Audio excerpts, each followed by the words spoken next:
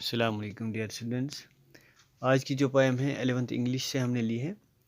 Poem کا نام ہے where the mind is without fear. اس کو لکھا ہے ربندر ناتھ ٹیگور نے. جیسا کہ آپ کو پتہ ہے کہ ربندر ناتھ ٹیگور ایک بہت بڑے ایجوکیشنسٹ، ایک نوبل پرائز ونر بھی تھے. اس پویم کو اس نے تقریباً 1900 میں لکھا ہے. سب سے پہلے اس کو بنگالی میں لکھا گیا، پھر اس کا ایک انگلش ایڈیشن آ گیا 1912 میں. گیتانجلی اس کی ایک پبلیکیشن تھی. تو اس میں اس پویم کا سیریل 35 ہے.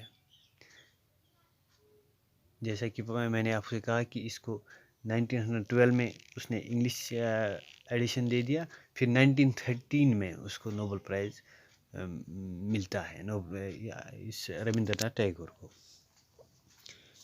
یہ جو پویم ہے where the mind is without fear, یہ ہندوستان اس وقت لکھی گئی جب ہندوستان بالکل انگریزوں کا غلام تھا، جب برٹش رول کے اندر ہندوستان تھا.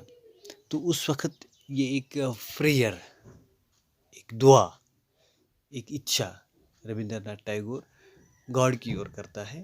وہ چاہتا ہے کہ یہ جو ہمارا ملک ہو یہ کیسا ہونا چاہیے، where the mind is without fear, جہاں پہ انسان سکون کے ساتھ رہ سکے. پویم کو ہم پڑھتے ہیں. Where the mind is without fear and head is held high.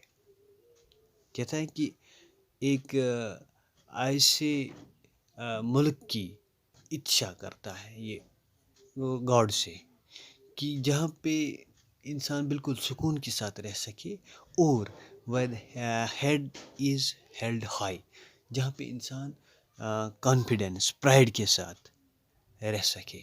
ایک ایسے ملک کی یہ یہاں پہ اپنے گاڈ سے التجا کرتا ہے کہ ہمارا ملک بالکل یہ فری ہونا چاہیے.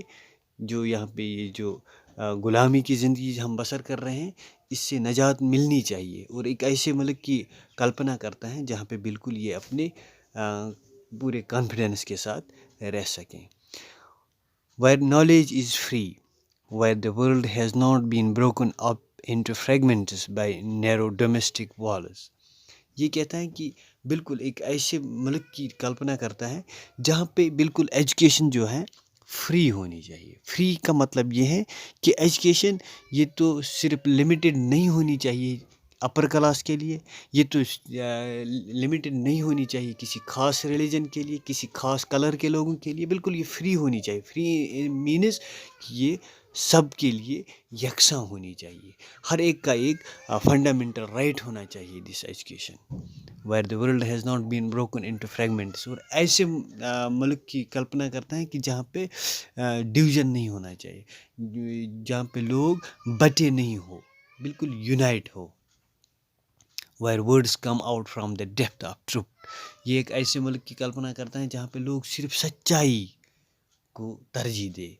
where the tireless striving stretches its arms towards perfection. اور ایسے ملک کی کلپنا کرتا ہے جہاں پہ لوگ بالکل بہت ہی محنت کر کے اپنے آپ کو کامیابی کی طرف لگا دے.